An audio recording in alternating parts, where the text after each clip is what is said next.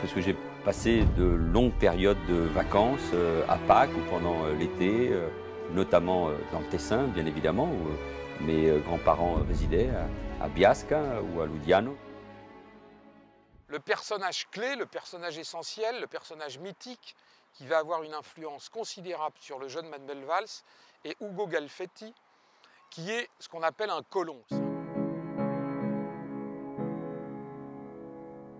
Sa mère parle d'un chasseur de lions et de crocodiles, ce qui fait que pour Manuel Valls, c'est devenu une espèce d'idéal, de personnage mythique qui l'a très fortement influencé.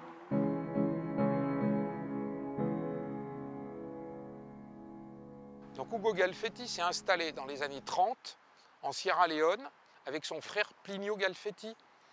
Les deux frères, qui sont très entreprenants, vont créer un véritable empire qui se compose de maisons, d'entrepôts, de commerces, de plantations, d'hôtels, de bateaux, de sociétés en export-export. Et également, ils vont œuvrer dans le trafic de l'or, c'est-à-dire le rachat de poudre d'or qui va être raffinée, nettoyée et vendue en Europe.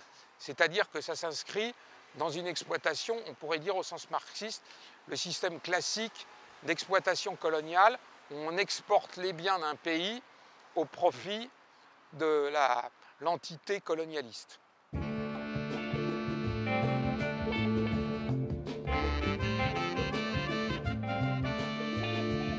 Ugo Galfetti est un personnage, pourrait-on dire, avec une très forte personnalité et qui pratique une gestion du personnel assez particulière comme elle a pu se pratiquer dans d'autres colonies. C'est-à-dire qu'on est quand même relativement dur avec le personnage, on en exige beaucoup pour des salaires somme toute assez misérables.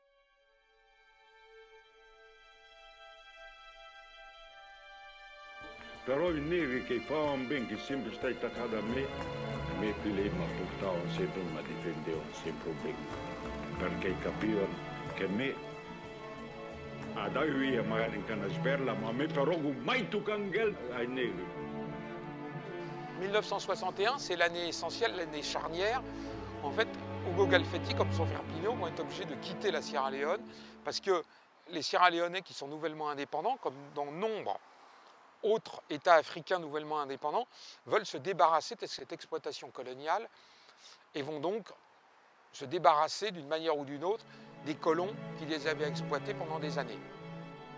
Ugo Galfetti a eu ce qu'on appelle une double vie, comme bon nombre d'autres colons, c'est-à-dire qu'il a sa femme officielle qui est au Tessin, qui élève ses enfants, et d'autre part en Afrique, il a une compagne sierra-léonaise avec laquelle il aura au moins un enfant, un fils, qu'il reconnaîtra et qu'il va appeler du prénom de son frère Plinio Galfetti.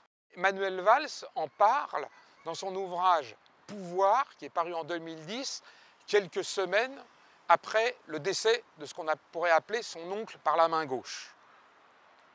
Donc je me suis souvent dit que mon oncle était une parfaite incarnation de la culture de demain. Riche de son héritage helvéto-africain, il a vécu à Londres toute sa vie qui vient de s'achever.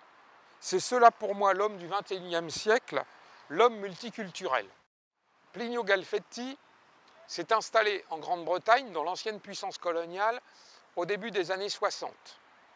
Il est devenu acteur, il a d'ailleurs joué dans un certain nombre de pièces de théâtre plutôt d'expression africaine, notamment une en 1966.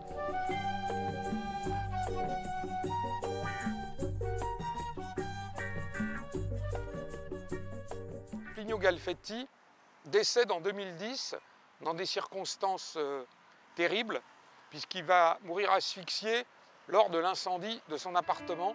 Il meurt asphyxié par les fumées. Donc lors de son décès, la presse britannique que nous avons retrouvée présente un personnage beaucoup plus contrasté que celui que Manuel Valls présente dans son essai Pouvoir. C'est un délinquant sexuel qui a été arrêté pour outrage à la pudeur, pour agression et détenteur d'armes.